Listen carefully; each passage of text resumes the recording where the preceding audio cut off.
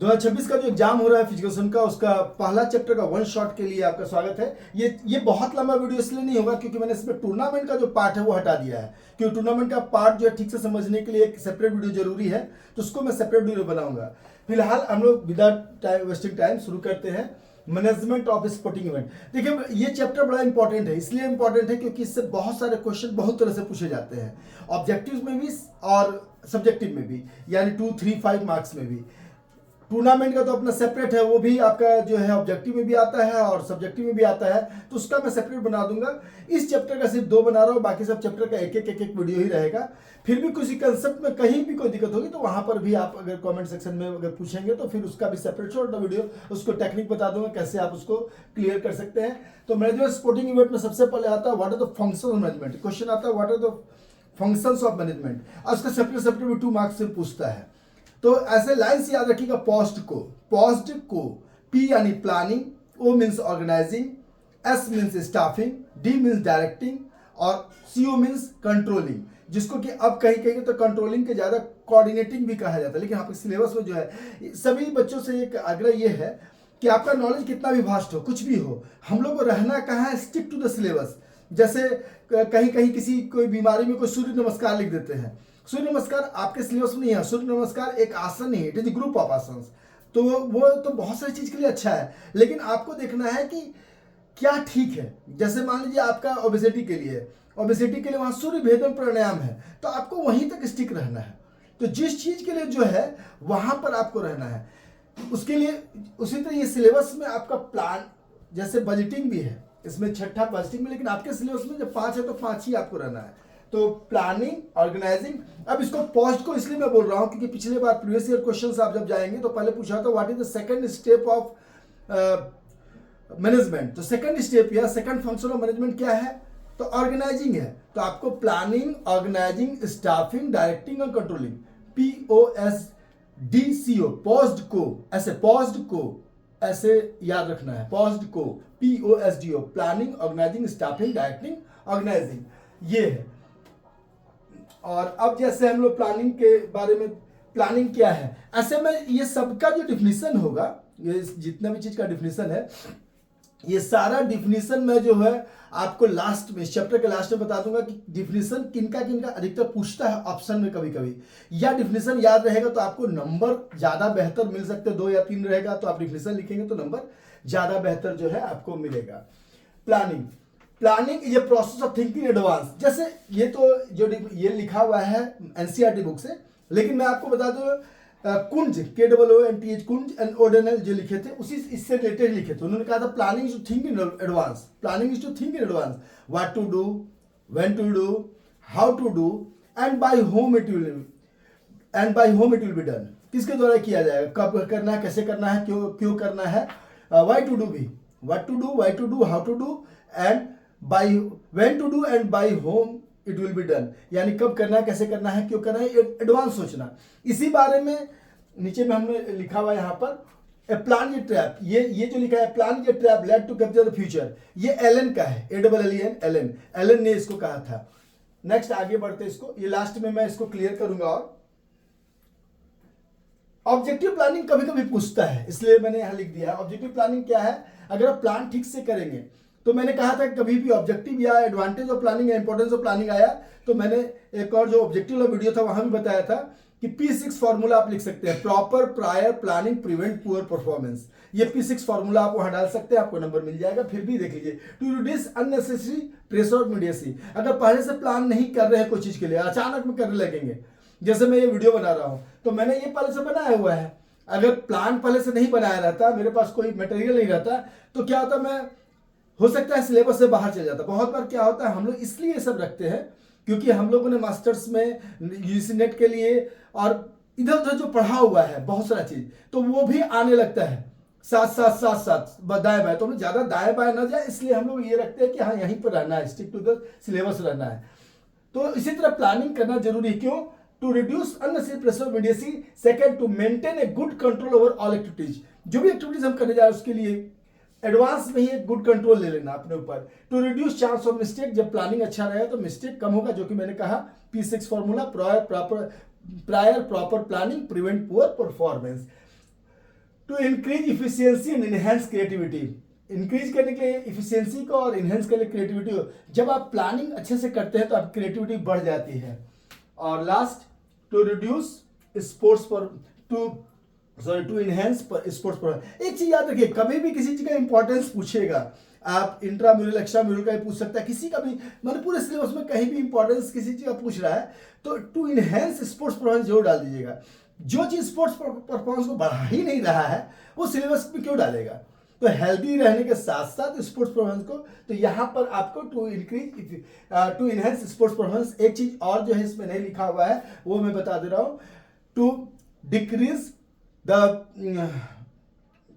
Expense को decrease करने की प्लानिंग जरूरी है। प्लान करके जब आप कुछ खरीदने जाते हैं तो आप कंपेयर करते हैं और चीजों को कम, यानी कि आपका पैसे के बचत के लिए भी ये जरूरी है। What is organising? Organising is the next step. देखिए मैंने कहा पहले भी ऐसे कि सेकंड स्टेप थर्ड स्टेप ऐसे भी याद रखिएगा, तो इट इज सेकंड स्टेप लिख सकते हैं। Next step after planning, it is a process of distributing resources and personnel को डिप्यूट करना, डिप्यूटिंग पर्सनल, या फिर process of distributing resources and organising personnel. यहाँ पर्सनल का मतलब क्या है, जिसको आप स्टाफ लेते हैं जिस चीज के लिए, personnel, in order to achieve goals established for institution. कोई भी इंस्टीट्यूशन का जो गोल एस्टेब्लिश्ड है, देखिए लैंग्वेज आप इधर उधर कर सकते हैं, कंसेप्ट क्लियर होना चाहिए कि ऑर्गेनाइजिंग क्या है, चीजों को फिर ऑर्गेनाइज करना, प्लान करके चीजों को ऑर्गेनाइज करना कि किसको क्या काम करना है उधर भेज देना और चीजों को अरेंज करके देना। सबको लास्ट में होता कंट्रोलिंग, इन सब चीजों को कंट्रोल में रखना लास्ट में होगा। स्टाफिंग का मतलब सिंपल सा होता है कि राइट आदमी को राइट वर्क देना, to give right person right work, या appropriate work for appropriate person. जो काम जिसके लिए है उसको वो काम चुनना। इसके लिए आप लोग रिक्रूटमेंट प्रोसेस चलता है, जो जिसके लिए होता है उसके हिसाब से रिटर्न लिया तो उसके हिसाब से इंटरव्यू होता है, या फिर उसको उसका साइकोलॉजिकल टेस्ट होता है कि उस काम के लिए ठीक है कि नहीं। स्टाफिंग रेफर्स टू आइडेंटिफाई की staff positions and ensuring that proper talent is serving that specific job duty in order to achieve the aim and objective of an institution या organization।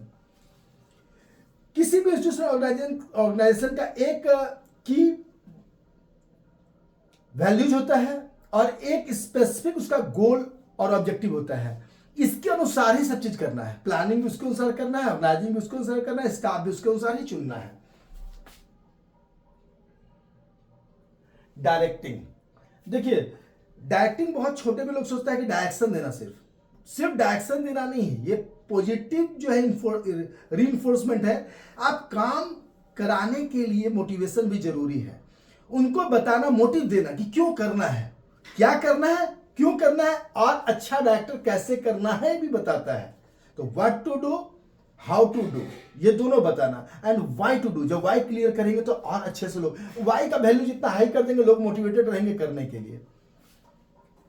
तो it is the heart of management function. Directing refers to the process of instructing, inspiring, देखिए inspiring, motivating, inspiring, guiding, counselling, motivating and leading all the individuals officers towards the accomplishment of organizational goal। organizational goal के लिए accomplish करना, उसको आगे बढ़ना। controlling refers to all the processes that leaders create to monitor success। it involves establishing performance standards, measuring actual performance and comparing the irregularities। यानी कि सब चीज जब आप कर लिए तो सब चीजें कंट्रोल में है कि नहीं, आपके जो आपने इंस्ट्रक्शन दिया था वो चल रहा है कि नहीं, जो आपने स्टैंडर्ड स्टेब्लिश किए थे उसके अनुसार सब चीज जा रहा है कि नहीं, हमारा जो गोल है वो कहां तक अचीव हो रहा है, तो एवरीथिंग कंट्रोल में है कि नहीं, उसको कहते हैं कंट्रोलिंग। तो ये कंट्रोलिंग का पावर जो बेसिकली होता है वो हायरार्की जो सबसे हाई लेवल का होता है उसी के पास रहता है। वो ऊपर से देखता है कि चीजें सारी चीज ठीक नहीं चल रही, तो फिर से हम लोग प्लानिंग चेंज करते हैं, फिर से ऑर्गेनाइजिंग चेंज करते हैं, अगर कंट्रोलिंग ठीक नहीं जा रहा है तो। लेकिन चीजों को कंट्रोल में अगर नहीं रखेंगे तो ये लास्ट और फॉरमोस्ट इंपॉर्टेंट ये भी थिंग है, अगर आपका डायरेक्टिंग ठीक चल रहा है, आपका ऑर्गेनाइजिंग ठीक चल रहा है, आपका प्लानिंग ठीक है, तो ये भी ठीक होता ही होता है।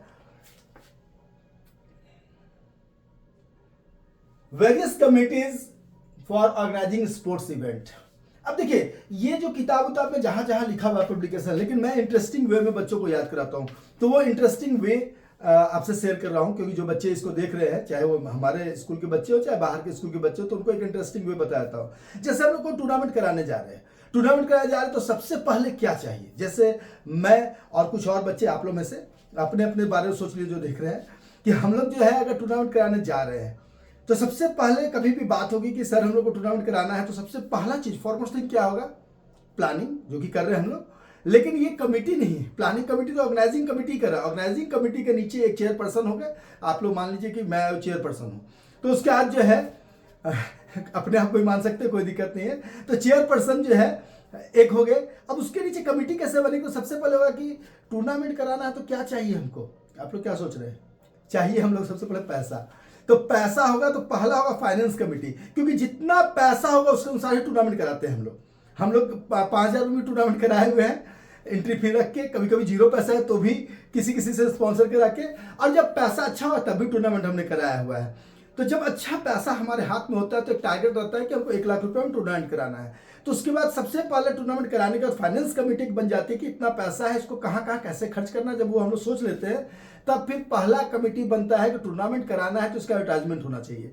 आप लोग देखते हो कि आईपीएल होता होगा, तो एक महीने आईपीएल जब भी होता है तो 1 महीना पहले से एडवर्टाइजमेंट शुरू हो जाता है। टीवी पर तरह तरह के जो क्रिकेटर्स है वो आने लगते हैं, कुछ कुछ हीरो हीरोइन भी आने लगते हैं, और आके बताने लगते हैं कि आईपीएल ऐसा होगा, इसका इससे मुकाबला हो रहा है, वो हो रहा है, कुछ कुछ कहानियां गढ़ी जाती है ताकि इंटरेस्टिंग लगे सब चीज। तो पहला होगा एडवर्टाइजमेंट कमेटी। क्यों, व्हाट इज द मेन जो है ऑब्जेक्टिव ऑफ टूर्नामेंट, तो प्रोपेगेंडा ऑफ स्पोर्ट्स, स्पोर्ट्स को प्रोपेगेट करने के लिए, आगे बढ़ाने के लिए, लोगों तक पहुंचाने के लिए, स्पोर्ट्स में इंटरेस्ट पैदा करने टूर्नामेंट बहुत जरूरी है, नहीं तो चीजें नीरस हो जाएंगी। मैं अगर बहुत प्रैक्टिस कर रहा हूँ, कहीं मुझे मैच ही नहीं खेलने मिल रहा है, तो फिर स्पोर्ट्स का परफॉर्मेंस डाउन होने लगता है। जब आदमी खेलता है, अप्रिसिएशन मिलता है, प्राइजेस मिलते हैं, तो आपका मोटिवेशन बना रहता है।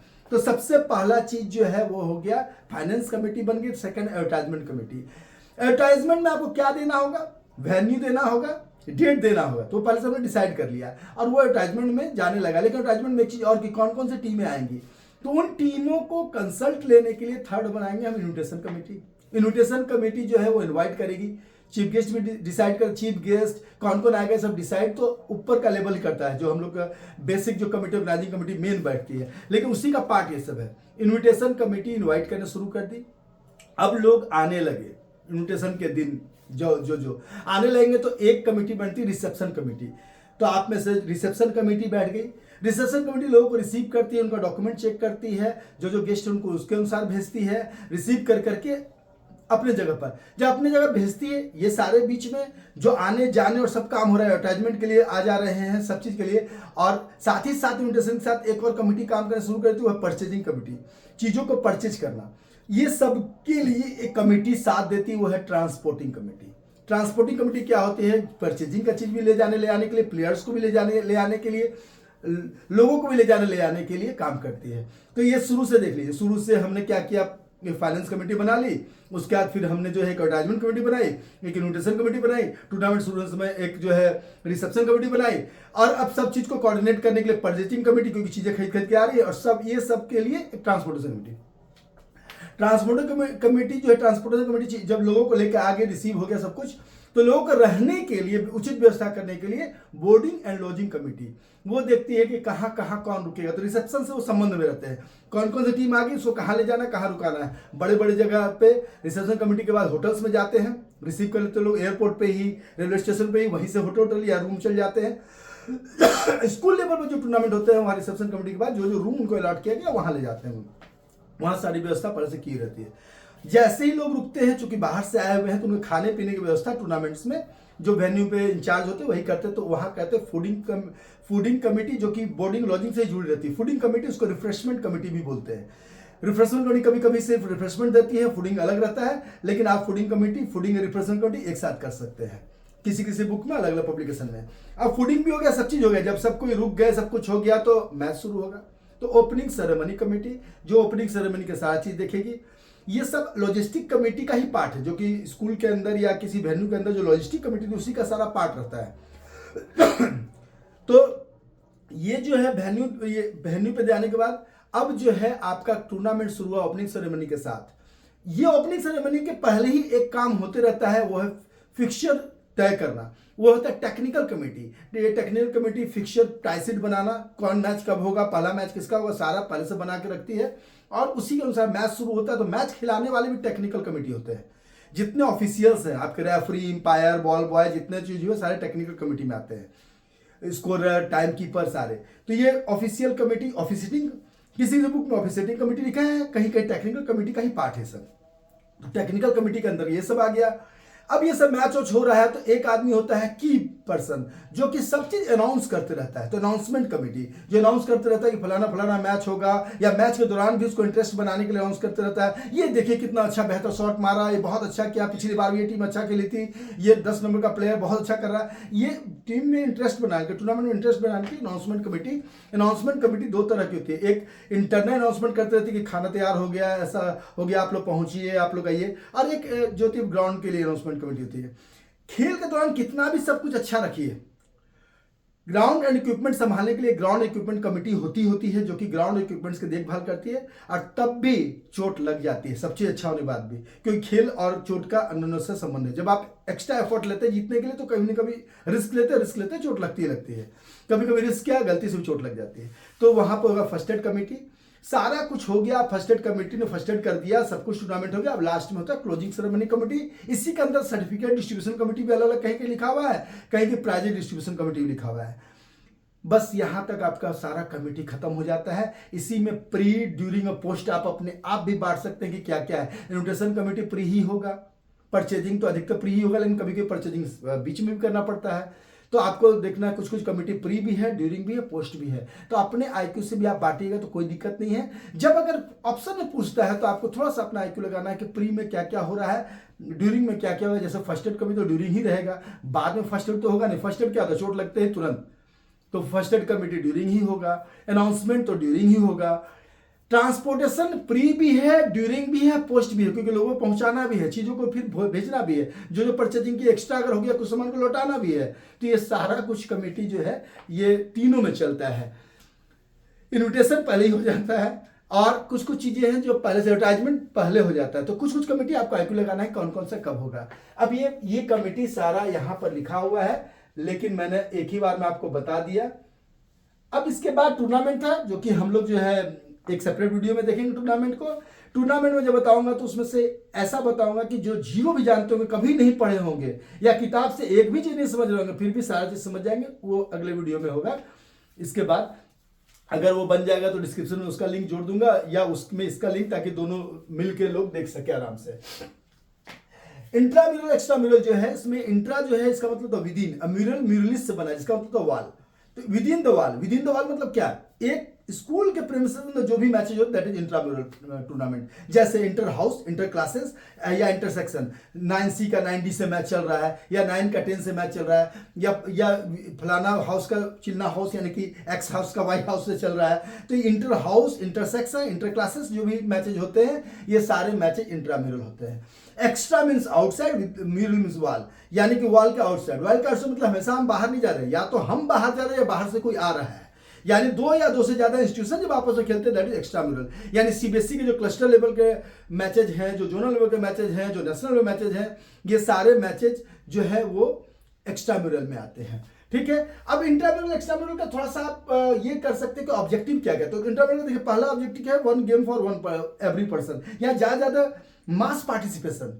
दूसरा क्या है, एक हेल्दी हैबिट्स विकसित करना। थर्ड क्या है, अब देखिए ऐसे ऑब्जेक्टिव यहां देख भी लेते हैं, provide opportunity for maximum student, अधिकतर स्टूडेंट के लिए एक एक खेल हो जाए, क्योंकि एक्स्ट्रा म्यूरल में तो वही जाएंगे जो स्कूल टीम से सेलेक्ट होंगे, तो बहुत कम बच्चे सेलेक्ट होंगे। स्कूल के अंदर अधिकतर बच्चों को कोई ना कोई गेम सिखा देना, इसलिए बहुत तरह के गेम कराए जाते हैं। अभी तो नियम स्कूल्स में बन गए हैं और अच्छे नियम है कि हर किसी को 2-3 गेम में नहीं, क्योंकि जो गेम में अच्छा तो सब गेम में जाने लगता है, वो नहीं करना। हर एक बच्चा एक एक गेम को मास्टर करे, ताकि सभी को मौका भी मिले, सभी के गेम में जो है आगे बढ़े। Provide opportunity to maximum student, sound and healthy use of leisure time. देखिए लीजर टाइम सबके पास होता है, उस लीजर टाइम में आप मोबाइल भी स्क्रॉल कर सकते हैं, उस लीजर टाइम में कुछ भी, उस लीजर टाइम में अगर आप खेलते हैं तो ये सबसे हेल्दी हैबिट्स में है, क्योंकि बॉडी में मेटाबॉलिज्म जो है तेज हो जाता है, हर चीज बेहतर होता है, फिजिक और ब्रेन। अब लेकिन देखिए एक्सट्रीम हर चीज का खराब है। जिसको प्रोफेशनल स्पोर्ट्समैन नहीं बनना है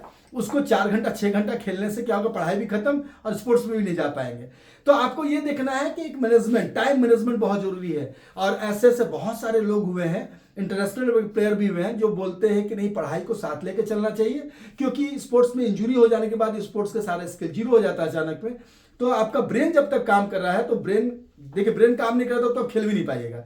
तो ब्रेन अगर काम कर रहा है तो फिर आपको पढ़ना भी चाहिए। ऐसा मैं नहीं कर रहा हूं, ऐसे बड़े बड़े स्पोर्ट्स पर्सन भी आजकल कह रहे हैं, इवन इंटरनेशनल लेवल के प्लेयर्स भी कह रहे हैं कि नहीं पढ़ाई को साथ लेके सभी को चलना चाहिए। इसलिए क्योंकि सिर्फ खेलने से क्या होगा, कभी भी आपका कैरियर जीरो हो सकता है। इसलिए आपको साथ में दो चीज लेके चलना ही चाहिए।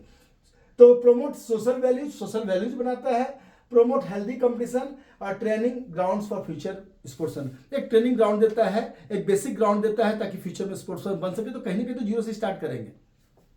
जैसे मैंने पीएचडी किया था, संजय फोगाट जी की जिन्होंने पीएचडी किया हुआ है, तो उनके गांव में जब गया तो बोले कि बचपन में जब वो प्राइमरी स्कूल में थे तभी उनका हाथ पैर थोड़ा लंबा था सामान्य से, तो उनके प्राइमरी टीचर्स बोले कि ये खेल लेगा, तो 5-6 से इनको चुन लिए और वहां से फिर वो स्पोर्ट्स में आगे बढ़े, हाइट काफी बढ़ गया।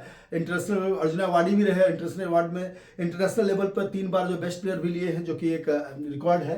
तो इस तरह से छोटे से आप चुन सकते हैं। तो बेसिक ट्रेनिंग ग्राउंड बन जाता है फ्यूचर स्पोर्ट्स पर्सन के लिए। एक्स्ट्रा म्यूरल मैंने बता ही दिया क्या है, लेकिन इसका ऑब्जेक्टिव क्या क्या है तो थोड़ा सा ऊपर हो जाएगा। Raising standard sports for choosing career, क्योंकि अब आप थोड़ा ऊपर चले गए आप, तो choosing career, broaden the base of sports, sports का अब थोड़ा सा ब्रॉड एरिया कर दिया गया। डेवलप सोशल क्वालिटीज, क्योंकि आप दूसरे से खेल रहे हैं तो सोशल इंटरेक्शन हो रहा है। लर्निंग न्यू टेक्निकल स्किल, क्योंकि अगला जब मैच खेल रहे हैं तो अगला कोच क्या सिखाया तो वो भी सीख जाते हैं। बहुत सारे बच्चे जब पहला बार स्कूल टीम से जाते हैं तो उनको लगता है कुएं के मेढक जैसा होता है, लगता है कि हम ही सबसे अच्छा है क्योंकि स्कूल में खेल रहा है। जब दूसरे जाते हैं, अरे यार उस स्कूल का वो लड़का बहुत अच्छा खेल रहा था, उसका वो जर्सी नंबर अच्छा खेल रहा था, उसका वो टेक्निक अच्छा था। तो आप देख के भी सीखते हैं, दूसरे कोच जो सिखाए हैं उससे भी, कि हमारे कोच तो इस समय ऐसे टाइम आउट लेते हैं और ये बोलते हैं वहां के कोच तो ऐसा ऐसा करते हैं। तो आप कंपेयर करके चीजों को सीखते हैं और ज्यादा बेहतर तरीके से। और लास्ट, कम्युनिटी स्पोर्ट्स प्रोग्राम, इस चैप्टर का लास्ट है community sports programme. Community sports programme क्या है, तो ऐसे स्पोर्ट्स प्रोग्राम जो कम्युनिटी में, जैसे कि स्कूल लेवल पे एक कम्युनिटी है उसके लिए स्पोर्ट्स डे होता है, लेकिन जनरली कम्युनिटी में जितने एनजीओ काम कर रहे हैं, जितने सरकारी संस्थाएं काम कर रहे हैं, उन लोग भी तरह तरह के हेल्थ प्रोग्राम्स कराती हैं। जो रन से संबंधित है उसको कहते हैं हेल्थ रन। जब हेल्थ अवेयरनेस के लिए कोई रन होता है दैट इज हेल्थ रन।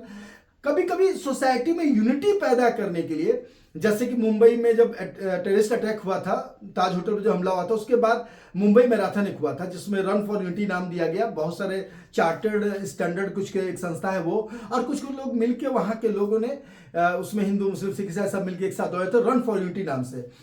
ये मद्रास में भी, चेन्नई में भी एक होता है इस तरह का रन फॉर यूनिटी। हम लोग सब एक हैं, बेसिकली हम लोग सब एक जाति हैं। बहुत लोग अभी भी नहीं समझते हैं, तो उनको हम लोग को समझाना नहीं है फिलहाल, लेकिन ये जानना है कि रन फॉर यूनिटी सोसाइटी में एकता लाने के लिए की जाती है।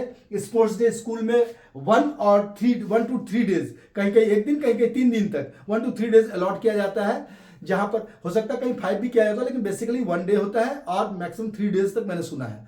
कहीं कहीं हो सकता है 5 डे भी करे कोई या वीक अलॉट कर दे, लेकिन ये एक्सेप्शन होगा। 1 to 3 डेज ही किताबों में लिखा हुआ है। 1 to 3 डेज जो है, अभी जस्ट मैं गया था जीजीपीएस, तो वहाँ के टीचर ने बताया कि हम लोग का 3 डेज का होने वाला है स्पोर्ट्स डे इस बार।